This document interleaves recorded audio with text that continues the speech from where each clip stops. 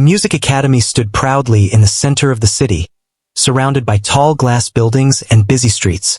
Inside, everything felt different.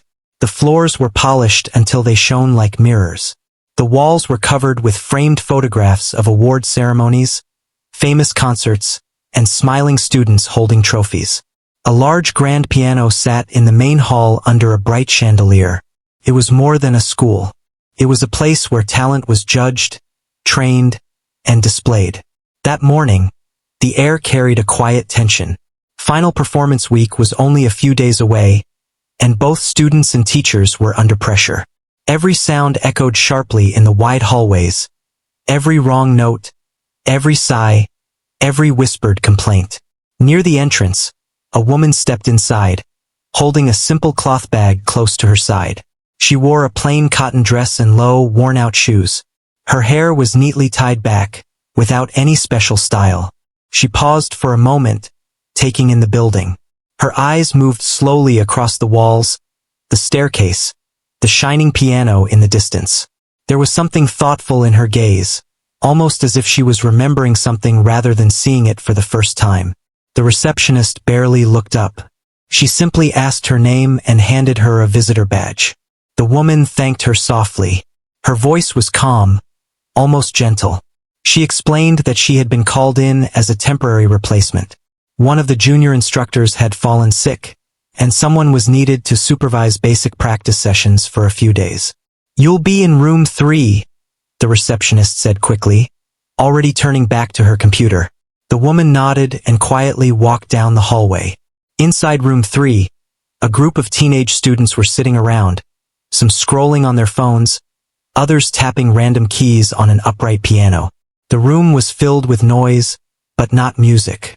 When the door opened, a few heads turned. They looked at her from top to bottom. One student whispered, loud enough for others to hear, "Is she the substitute?" Another gave a small laugh. "She looks like she's here to clean." The woman heard them. Her steps did not stop. She placed her cloth bag on a chair and stood near the piano. "Good morning," she said warmly. "I will be guiding today's session." There was no response at first. A few students exchanged looks. Finally, one of them shrugged and said, "Okay." The academy had a clear ranking system. Advanced students practiced in the larger halls. Beginners stayed in smaller rooms like this one. Being placed in room 3 meant you were still considered average. She understood that immediately. The students began playing their assigned scales. The sounds were uneven. Some rushed. Some pressed too hard. Others were distracted. She listened carefully without interrupting. Instead of correcting them right away, she observed their posture, their hands, their breathing. After a few minutes, she gently stepped closer to one student. "May I?" she asked softly, gesturing toward the keyboard.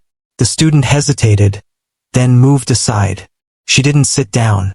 She simply adjusted the girl's wrist slightly and said, "Relax your hand.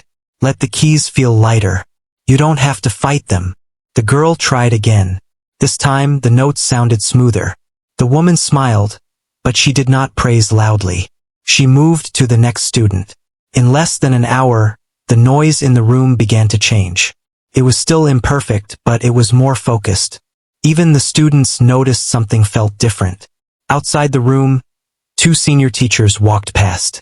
They slowed when they heard the improved rhythm. "Who's inside?" one asked. "The temporary substitute," the other replied. "Just someone helping for a few days." They didn't look impressed. The academy valued reputation. Most instructors had certificates displayed in their offices. Some had performed overseas. Experience was something they wore proudly. A temporary substitute with no visible credentials was not someone they considered important. Later that afternoon, the woman was called to observe the advanced rehearsal in the main hall. She stood quietly near the back wall as a group of top students attempted a very complex piano composition. It was a difficult piece, known for its fast passages and emotional depth. Many professionals struggled with it. The students played in turns. Their fingers moved quickly, but something was missing. The music felt mechanical, almost forced. The lead instructor stopped them repeatedly. No, no. You're rushing again. Listen to the emotion. Feel it, he said sharply. One student muttered under his breath, clearly frustrated. The woman watched silently. Her hands were gently folded in front of her. Her eyes followed every movement across the keys. She did not interrupt. She did not offer advice. At one point, the instructor noticed her standing there. You, he said casually. You're the substitute, right? She nodded politely. Observe carefully. This is not beginner material. His tone wasn't openly rude, but it carried a hint of dismissal. She gave a small smile. Of course. The rehearsal continued. Mistakes repeated. Tension grew thicker in the room. A few students glanced toward the woman again, as if silently questioning what she was thinking. But her expression remained calm. When the session ended, the students rushed out, some complaining about the difficulty of the piece. As she stepped outside into the hallway, she paused near the large framed photographs on the wall. Her eyes stopped at one particular photo. It showed a concert hall filled with lights and a grand piano on stage. The image looked old. For a brief second, her fingers moved slightly in the air, as if remembering the shape of invisible keys. Then she lowered her hand and continued walking. The next day, rumors had already begun spreading among the students. She corrected my hand position and it actually helped, one admitted quietly. Maybe she's not that basic, another said. But others were still doubtful. If she was really talented, she wouldn't be here as a substitute, someone replied. That comment reached one of the senior teachers, who chuckled lightly. Exactly, he said. Real masters don't disappear. Meanwhile, the woman arrived early that morning. Before anyone else entered the building, she walked into the main hall. The sunlight streamed through tall windows, landing softly on the grand piano. She stood beside it for a long moment. Her reflection shimmered on the polished surface. Slowly, she lifted the piano lid and sat down. Her fingers hovered above the keys but did not touch them yet. The hall was silent. There was a deep breath. But before she could begin, footsteps echoed from the corridor. She gently closed the lid again and stood up just as a cleaning staff member entered. Good morning, she said kindly. Good morning, the staff member replied, surprised to see her there so early. She left the hall without playing a single note. Later that day, the advanced students struggled once again with the same difficult piece. The pressure of the upcoming performance made everyone restless. The lead instructor's patience was wearing thin. And in the back of the hall, the simple woman stood quietly, watching, listening, waiting. No one in that room knew that the silence inside her carried years of experience. No one knew that the calm way she observed every mistake came from a place of deep understanding. To them, she was just a substitute, just a simple woman in plain clothes. But beneath that quiet appearance was a story no one had yet asked to hear. The pressure inside the academy grew heavier with each passing day. Final performance week was now only 3 days away. Posters had been placed near the entrance announcing the grand recital. Parents, sponsors, and even a few well-known musicians were expected to attend. For the advanced students, this was not just another event. It was a chance to prove they deserved to be there. In the main hall, the same difficult piano piece echoed again and again. Fast runs, sharp turns, sudden pauses. Every time someone attempted it, something fell apart. Either the tempo rushed ahead or the emotion felt empty. The lead instructor walked back and forth with crossed arms, clearly disappointed. You are playing the notes, he said firmly. But you are not playing the music. The words hung in the air. Near the back wall, the simple woman stood quietly, holding a thin notebook against her chest. She had been asked to assist by turning pages during rehearsal. It was a small task, and she accepted it without hesitation. One of the advanced students noticed her watching closely. There was something about the way she listened. She wasn't distracted. She wasn't bored. Her eyes followed every movement of the hands, every shift in posture. During a short break, a group of students gathered near the stage. This piece is impossible, one said, wiping sweat from his forehead. It's not impossible, another replied. We're just not getting it right. Then someone glanced toward the woman standing nearby. Maybe the substitute can show us, he said jokingly. A few laughed. The comment reached the lead instructor. He turned slowly, his expression unreadable. For a moment it seemed like he would ignore it, but instead he looked directly at her. You've been observing for 2 days, he said. What do you think? The hall became quiet. She did not look uncomfortable. She stepped a little closer but kept a respectful distance. They are trying very hard, she said gently. The notes are correct. Maybe they need to breathe with the music more. One student raised an eyebrow. Breathe, he repeated. She nodded softly. Sometimes when the piece is difficult, we hold our breath without noticing. The hands become tight. The sound becomes tight too. The instructor gave a small smile that did not reach his eyes. And you believe breathing will solve this? She answered calmly. It can help. A few students exchanged amused looks. The instructor walked toward the piano and closed the sheet music. Since you seem to have an understanding, he said in a tone that carried both curiosity and challenge, why don't you demonstrate what you mean? A soft murmur spread through the hall. She remained still for a second. Not frozen, just thoughtful. If you would like me to try, she said quietly. Please, he replied, stepping aside. Some students sat up straighter. Others leaned back, waiting for what they assumed would be an awkward moment.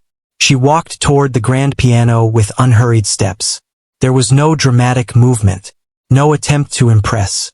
She placed her notebook on a nearby chair and adjusted the piano bench slightly. Before sitting down, she looked at the sheet music. Her eyes moved across the pages, scanning quickly but carefully. This piece demands patience, she said softly, almost to herself. She sat down. The hall felt different now. Even those who had been smiling were suddenly curious. She placed her hands on her lap first. Then she took a slow breath. The first note sounded. It was gentle, clear, not loud. Some students leaned forward. Her fingers moved into the opening passage. The tempo was steady, not rushed. Each note connected smoothly to the next. There was no stiffness in her wrists. Her shoulders were relaxed. By the time she reached the first difficult run, the room had grown completely silent. Her fingers moved faster, but they did not struggle. The notes flowed like water, clean, controlled. One student's mouth slowly fell open. The instructor's arms, once crossed confidently, slowly lowered to his sides. When she reached the emotional middle section of the piece, something changed. The sound became deeper, softer in some moments, stronger in others. She was not just pressing keys. She was telling a story of tension, release, hope, fear. No one laughed anymore. Halfway through, one of the advanced students realized something unexpected. She wasn't just demonstrating technique. She understood the piece. Every pause felt intentional. Every shift in volume felt natural. Even the most complex passages seemed effortless under her hands. The room that once carried doubt now carried disbelief. The cleaning staff member who had walked in earlier that week paused at the door, drawn in by the sound. When the final section approached, the hardest part of the entire composition, several students held their breath. Her hands moved with confidence. The speed increased. The notes rang out sharply but never harshly. And then, just like that, the final chord filled the hall. It lingered. She lifted her fingers slowly. Silence. No one moved. The instructor blinked, as if returning from a distant thought. One of the students began clapping softly. Then another. Within seconds, the hall filled with applause. She stood up immediately, almost shyly, as if the reaction surprised her. Thank you, she said gently. It is a beautiful piece. The instructor stepped forward. Where did you study? He asked, this time without sarcasm. She paused briefly. A long time ago, she replied. At a conservatory far from here. Why are you working as a substitute? Another teacher asked, who had entered during the performance. She offered a small smile. Life changes plans sometimes. The answer was simple, but it carried weight. The advanced students looked at her differently now. The same students who had laughed earlier were now whispering with wide eyes. How did we not know? She played it better than anyone I've heard. The instructor cleared his throat. Well, he said, trying to regain authority. That was impressive, but demonstration is one thing. Teaching is another. She nodded respectfully. Of course. Tomorrow, he continued, you will assist directly with their rehearsal. Let us see how well you can guide them. It was not exactly praise, but it was no longer dismissal. She accepted without argument. As the students packed their bags, several approached her hesitantly. When you played the middle section, one said carefully, how did you make it sound so calm? She answered in simple words. I imagined someone waiting for good news, not knowing if it would come. That feeling helped me choose the sound. The student nodded slowly, thinking about it. Another asked, how do you play the fast part without tension? She gently lifted her own hand and showed them. The fingers move fast, but the hand stays soft, like holding a small bird. Firm enough so it doesn't fly away. Soft enough so you don't hurt it. They listened carefully. That evening, as she prepared to leave the academy, the hallway felt different. The same walls, the same polished floors, but the whispers had changed. Now, instead of quiet jokes, there was curiosity. The instructor watched her from his office doorway. He did not speak, but for the first time since she arrived, he did not look at her as if she did not belong there. Outside, the sun was beginning to set. She stepped into the cool air, holding her simple cloth bag as always. Her face remained calm, yet deep inside, something had awakened. Not pride, not revenge, just the quiet return of a part of herself that had been waiting patiently. Back inside the academy, the students gathered around the piano once more, replaying the sound in their minds. They had expected a moment of embarrassment. Instead, they had witnessed something they could not easily explain. And tomorrow they would have to sit across from her, not as a substitute, but as someone who clearly understood far more than they had imagined. The next morning, the academy felt unusually quiet. Word had spread faster than anyone expected. Even students from other rooms had heard about what happened in the main hall. Some believed it was exaggerated. Others were curious to see for themselves. When the advanced group entered the hall, they noticed something different right away.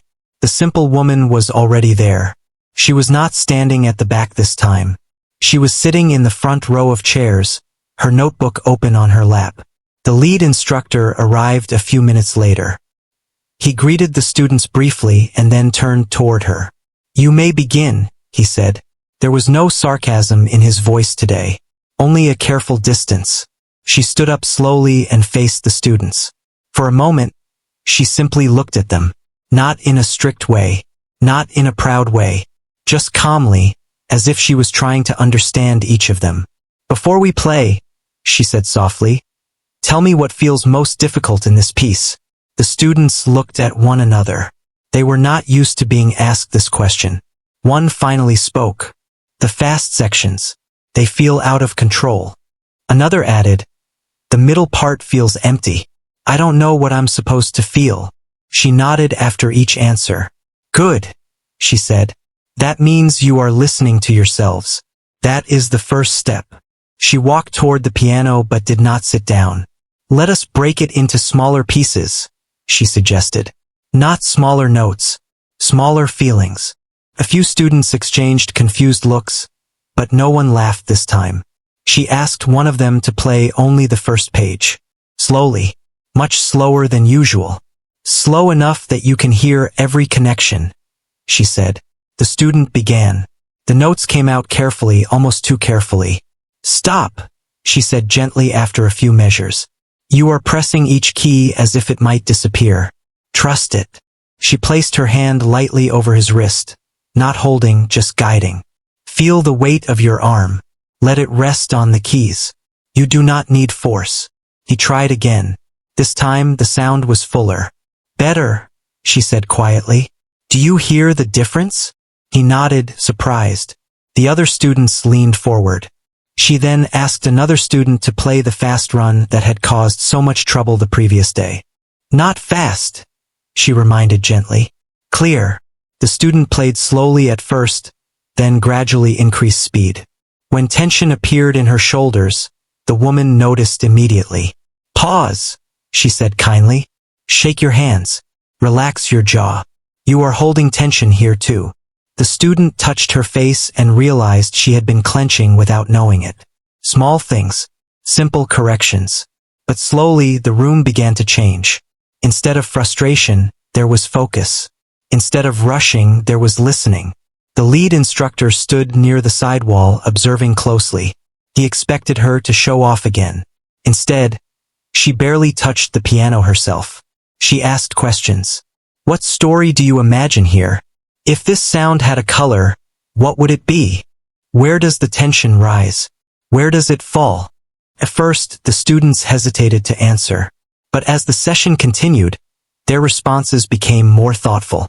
One said the opening felt like someone walking alone at night. Another said the middle section felt like waiting for something important. She listened carefully to each idea. Good, she said again. Now play with that in mind. When they did, something subtle shifted. The notes were still not perfect, but they carried more meaning. Midway through rehearsal, she finally sat at the piano beside one of the students. We will play together, she said. Her hands moved across the keys. She did not overpower the sound. She adjusted her volume to match the student. When he rushed, she gently slowed the tempo without saying a word. When he hesitated, she supported the rhythm quietly. By the end of the page, his playing had become steadier. He looked at her with a mixture of relief and disbelief. It felt easier, he admitted. Because you were not alone, she replied. The sentence stayed in the room longer than the notes. As the rehearsal continued, the students began encouraging one another instead of competing. If someone made a mistake, another would offer a suggestion before she even had to speak. The atmosphere that once felt heavy now felt cooperative. Near the end of the session, the lead instructor stepped forward. Let us hear the full piece, he said. One student volunteered to try. The hall grew silent. He began. The opening was steady, not rushed. The middle section carried more emotion than before.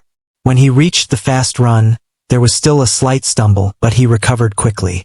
The final chord rang out clearly. No one clapped this time. They were too focused. The instructor nodded slowly. Improvement, he said. It was simple, but coming from him, it meant a lot. He turned toward her. You have a different approach, he admitted. She smiled politely. Music is not only about skill. It is about listening to yourself and to others. After the students left for lunch, she remained in the hall, closing her notebook.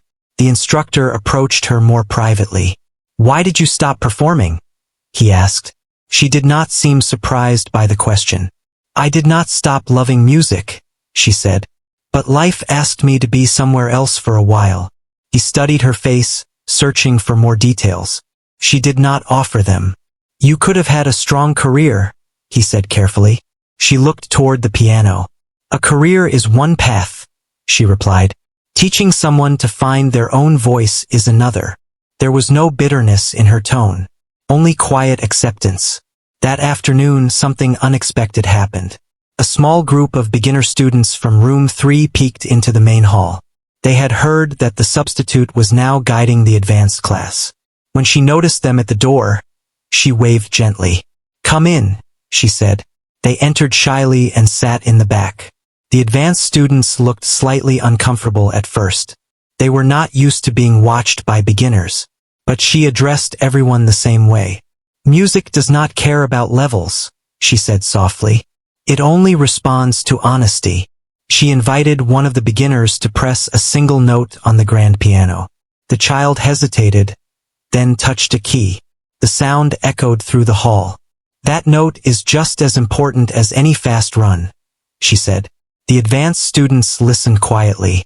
For the first time, they began to understand something deeper than technique. By the end of the day, the academy felt different. Not louder, not more dramatic, just warmer. As she packed her cloth bag to leave, one of the advanced students approached her. I was wrong about you, he said honestly. I thought you were just filling in. She gave a soft smile. "We are all filling in," she replied gently. "Sometimes for others, sometimes for ourselves." He did not fully understand her words, but he felt their meaning. When she stepped outside into the evening air again, the sky was turning orange. She paused at the steps of the academy and looked back at the tall building. For years, she had stayed away from places like this, places filled with expectation and applause. Yet here she was again, not chasing the spotlight, not proving anything, just guiding. Inside the hall, the lead instructor remained by the piano after everyone left. He touched a few keys thoughtfully. He replayed her words in his mind. Music responds to honesty. For the first time in a long while, he wondered whether he had been listening carefully enough, not just to his students but to himself.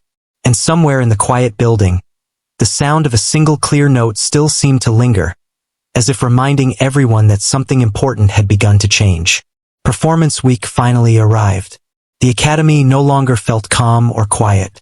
The entrance doors opened and closed constantly as parents, guests, and invited musicians stepped inside. Fresh flowers were placed near the stage. The grand piano had been polished again until its surface reflected the lights above it. Students walked through the hallways holding sheet music tightly, whispering final reminders to themselves. Some practiced finger movements in the air. Others sat alone in corners, closing their eyes and breathing deeply. The simple woman arrived earlier than usual. She wore the same kind of plain dress she had worn every day, only this time it was freshly pressed. Her cloth bag rested gently on her shoulder. She did not look nervous, but she moved with quiet awareness, as if she understood how important the day was for everyone around her. Inside the main hall, the lead instructor was reviewing the program schedule. When he noticed her, he gave a short nod. "Today will show whether the effort was enough," he said. She smiled softly. "They have worked honestly. That is already something to be proud of." He did not respond right away. Instead, he adjusted the papers in his hand and walked toward the stage. As the audience began filling the seats, a low hum of conversation spread through the hall. Cameras were set up near the back. A few respected musicians from other institutions sat in the front row, watching everything closely. Backstage, the advanced students gathered in a small circle. Their usual confidence seemed quieter today. "Remember to breathe," one reminded the others. "Trust the tempo," another whispered. The simple woman stood slightly apart, giving them space but staying close enough if they needed her. One student approached her nervously. "What if I make a mistake?" he asked. She looked at him kindly. "Then you continue," she replied. "A mistake only becomes bigger if you stop believing in the next note." He nodded slowly, holding on to her words. The recital began. Several beginner performances came first. Simple pieces filled the hall. Some children stumbled. Some smiled brightly after finishing. The audience applauded warmly each time. Then it was time for the advanced group. The hall grew quieter. The lead instructor walked to the microphone and briefly introduced the piece. He spoke about its technical difficulty and emotional depth. His voice carried confidence, but inside he felt something else. Anticipation. The first advanced student stepped onto the stage. The lights seemed brighter from the stage than from the seats. The grand piano stood waiting in the center. He sat down. For a brief second, his hands hovered above the keys. Somewhere in the audience, someone shifted in their seat.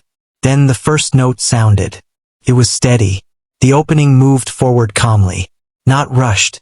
Not forced. The simple woman watched from the side curtain. She did not interfere. She did not whisper instructions. She simply listened. When the fast passage approached, a small tension flickered across the student's face.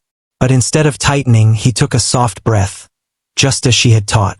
The run came out clean. A few heads in the audience lifted with interest. The middle section followed, and this time it did not feel empty. Carried feeling. Not exaggerated, not dramatic, but real. When the final chord echoed through the hall, there was a short pause before applause began. It was stronger than before. Backstage, the student looked at her as he stepped down. She simply nodded once. The next advanced performer went on stage. Then another. Each one showed improvement. Each one carried a different interpretation of the same piece. One played it softly and reflective. Another gave it bold strength. But none of them sounded mechanical anymore. The respected musicians in the front row began exchanging quiet remarks with one another. "They sound different from last year," one whispered. "There is more depth," another replied.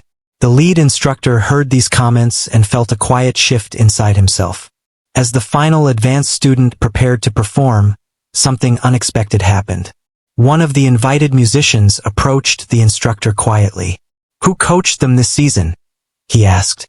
The instructor hesitated for a brief moment. "We all contributed," he replied carefully. The musician glanced toward the side of the stage where the simple woman stood observing. "The improvement feels recent," he said thoughtfully. The instructor followed his gaze. For the first time, he did not look at her as a substitute. The last advanced performance began. This student had struggled the most during rehearsals. Many doubted whether he was ready. But tonight, something in his posture looked different. He sat upright but relaxed. The opening was delicate. As the piece unfolded, small imperfections appeared, but they did not break the flow. He recovered naturally each time. When the most difficult section arrived, the hall felt almost silent enough to hear breathing. His fingers moved quickly. There was one tiny slip. For a split second, his eyes widened. From the side curtain, she placed her hand gently over her own heart and nodded. Even though he could not see her clearly, he continued. The music did not collapse. It rose. The final notes filled the hall with strength. When it ended, the applause was the loudest of the evening. Some audience members even stood briefly before sitting back down. Backstage, the student's hands were slightly shaking. "I almost lost it," he admitted quietly. "But you didn't," she replied. Tears filled his eyes, not from fear, but from relief. After the performances ended, the audience slowly moved toward the lobby for refreshments. Conversations buzzed through the air. Such improvement. The emotion was beautiful. They played beyond their level. The lead instructor stood near the stage watching the students laugh together. He walked toward her. For a moment, he seemed unsure of what to say. "You changed something here," he finally admitted. She shook her head gently. "They changed themselves. I only reminded them to listen." He looked at the piano. "I have focused so much on perfection," he said quietly. "Perhaps I forgot about honesty." She did not respond with praise. She simply stood beside him, both of them watching the empty stage. Later that evening, the academy director approached with a thoughtful expression. "We would like you to stay," he said directly. "Not as a substitute, as part of this academy." The offer hung in the air. She looked around the hall, the polished floor, the grand piano, the students gathered near the doors. For years, she had avoided returning to places like this. Places filled with expectation and recognition. But tonight felt different. This was not about applause. It was about growth. She turned back to the director. "I will consider it," she replied softly. As the night came to an end and the building slowly emptied, she stepped onto the stage alone. The hall was silent again. She walked toward the grand piano and touched its smooth surface lightly. This time she lifted the lid. She sat down. No audience. No pressure. Just quiet. Her fingers rested on the keys. A simple melody began to flow. Not the difficult recital piece, but something softer. Something personal. The notes carried years of memory, patience, and strength. In that empty hall there was no title, no rank, no judgment. Only music. And for the first time since arriving at the academy, she allowed herself to play not as a teacher, not as a substitute, but simply as herself. Outside, the city lights shimmered through the tall windows. Inside, the final notes faded gently into the quiet air. Something had changed, not only for the students, not only for the instructor, but for her as well. The story that had once felt closed was slowly opening again. The days after the recital felt different inside the academy. The pressure was gone, but something deeper had taken its place. There was a quiet respect in the hallways now. Students who once walked past one another without speaking were stopping to talk about music, about practice, about how they felt during the performance. The advanced group returned to rehearsal, but this time the mood was lighter. They were no longer trying to prove something. They were trying to improve. The simple woman continued to arrive early each morning. She still carried the same cloth bag. She still dressed plainly. Nothing about her appearance had changed. But the way people looked at her had. When she entered a room now, students straightened their posture. Not out of fear, but out of attention. One morning, the academy director called her into his office. The room was lined with certificates and awards from many years of success. He offered her a seat and folded his hands calmly on the desk. "I meant what I said the other night," he began. "We would like you to join us permanently." She listened without interrupting. "Your approach has brought something valuable here," he continued. "Not only skill but balance. The students respond to you. Even the instructors have noticed the shift." She looked down for a moment, thinking carefully. "I am grateful," she said softly, "but I do not want special attention. I only want to help where I am needed." The director gave a small smile. "That is exactly why we need you." She did not give her answer immediately. She asked for time. Later that day, during an advanced session, the lead instructor surprised everyone. "Today," he announced, "our colleague will lead the entire rehearsal. I will observe." The students glanced at her with curiosity. She looked slightly surprised herself, but she nodded. She stepped forward and began the session differently than usual. "We are not preparing for a recital now," she said. "We are preparing for growth. That takes patience." Instead of focusing on one difficult piece, she asked each student to choose a short section from any music they loved. "Play something that means something to you," she said. One by one, they played small parts of different compositions. Some were classical. Some were modern. Some were simple melodies they had learned as children. After each performance, she asked only one question. "Why does this matter to you?" The answers were not technical. They were personal. One said it reminded him of practicing with his grandfather. Another said it helped her during a hard year at school. A third said it was the first piece that made her feel confident. The room grew quieter with each story. The lead instructor, standing near the wall, realized something important. For years, he had asked students to master music. He had rarely asked them what music meant to them. At the end of the session, he approached her again. "I have taught here for many years," he said honestly. "I believed discipline was enough. But you have shown me something I overlooked." She shook her head gently. "You have given them strength. I only helped them feel safe enough to use it." He nodded slowly. That afternoon, a small surprise waited in the lobby. One of the respected musicians who had attended the recital returned to visit. He asked to speak with her privately. They sat in the empty hall. "Your interpretation of that piece during rehearsal," he began, "reminded me of a performer I heard many years ago." She remained quiet. "You studied at the National Conservatory, did you not?" he asked. She looked at him calmly. "Yes. I remember your name," he said carefully. "You won a major competition there. Then you disappeared." She did not deny it. "Life required my attention elsewhere," she replied simply. He nodded with understanding rather than judgment. "Have you considered returning to the stage?" She looked toward the grand piano.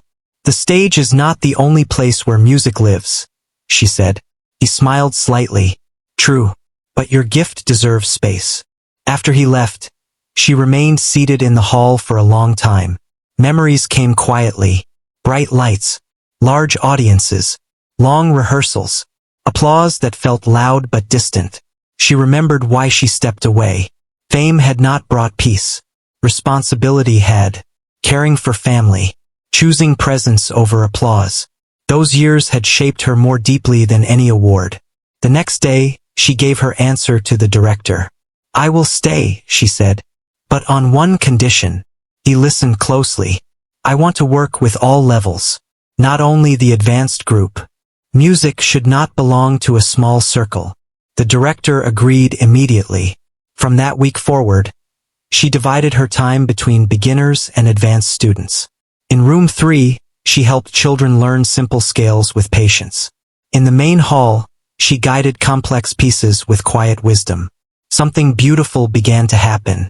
Advanced students started volunteering to help beginners. Beginners began attending advanced rehearsals just to listen. The walls between levels slowly softened. One afternoon, the lead instructor gathered the advanced group. "I owe you something," he said seriously. The students looked confused. "I pushed you hard," he continued, "but I did not always listen. For that, I apologize." Silence filled the room. It was not easy for him to say those words. The simple woman stood nearby, saying nothing. After a moment, one student spoke. "You made us stronger," he said. "We just needed someone to remind us why we started." The instructor glanced at her briefly. There was no rivalry now, only respect. As weeks passed, the academy gained quiet attention from outside institutions. People spoke about the change in atmosphere, not because of flashy performances, but because of growth that felt real. She never asked for recognition. She never corrected anyone who called her the substitute by habit. But those who truly listened understood who she was. One evening, after everyone had left, she remained alone in the hall once more. She sat at the grand piano, not to practice, not to prepare, but simply to reflect. Her hands rested on the keys. This time, she played the same difficult piece that had once been used to challenge her. But she played it differently, not to prove anything, not to impress, just to enjoy the sound. The music filled the empty hall softly. She realized something important. She had not returned to the academy by accident. She had returned because her story was not finished. Not as a performer chasing applause, but as a guide helping others find their own rhythm. And in that quiet moment, she felt no regret for the years she had stepped away. Those years had taught her patience. They had taught her humility. They had taught her that real mastery is not loud. It is steady. As the final notes faded, she closed the piano lid gently. Tomorrow would bring new lessons, new questions, new small victories, and she was ready, not to stand above anyone, but to stand beside them. Months passed, and the academy no longer felt like the same place it once had been. The building was still polished. The grand piano still stood proudly under the lights. The framed photographs still lined the walls. But the feeling inside had changed in a quiet and lasting way. Students no longer walked through the halls with only competition in their eyes. They greeted one another. They stayed after class to practice together. Sometimes they even sat in silence, simply listening to someone else play. The simple woman had become a steady presence in every corner of the academy. Some mornings she taught beginners how to sit properly at the piano.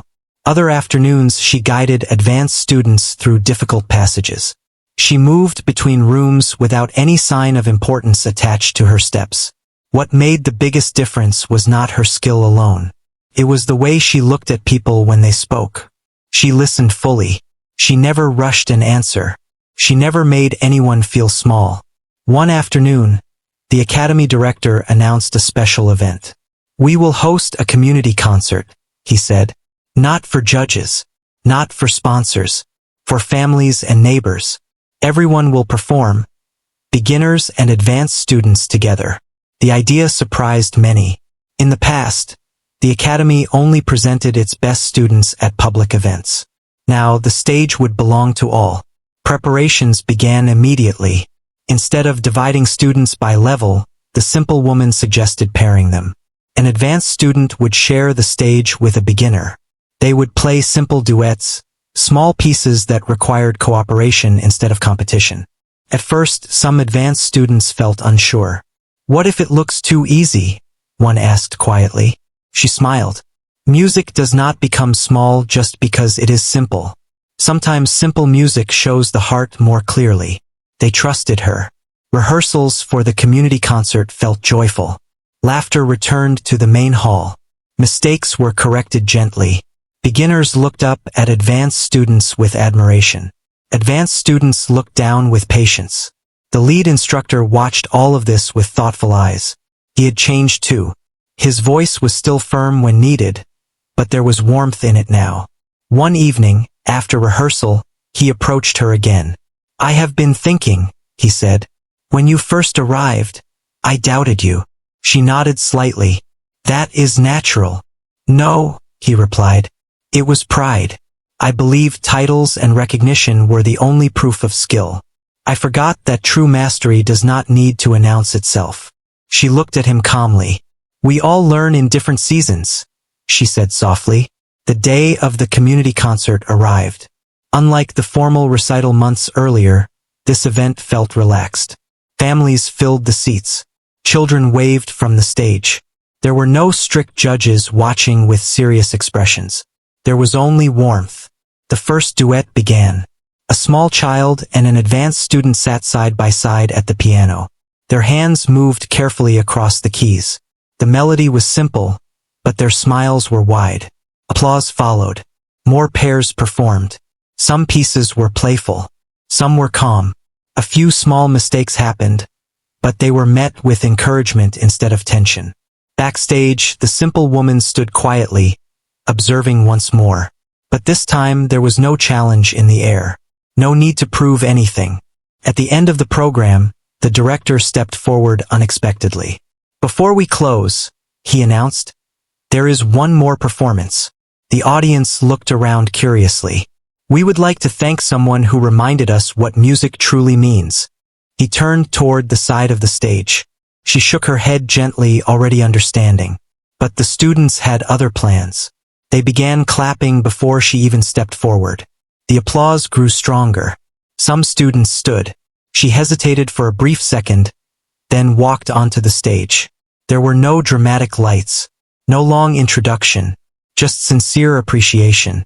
She sat at the grand piano. The hall became quiet. This time, she chose not a difficult piece, not something meant to impress. She played a melody that was soft and familiar. It carried warmth and calm. It felt like a conversation rather than a performance. As she played, students watched differently than before. They were not studying her hands. They were feeling the music. The lead instructor stood near the curtain, listening with quiet respect. When the final note faded, the applause was gentle but deep. Not loud for the sake of noise, but meaningful. She stood up and bowed lightly. But before leaving the stage, she turned toward the students. "Remember something," she said in a clear but soft voice. "Talent is a gift, but kindness is a choice. If you combine both, your music will always matter." The words settled into the room. After the concert ended, families gathered in the lobby. Conversations filled the air again.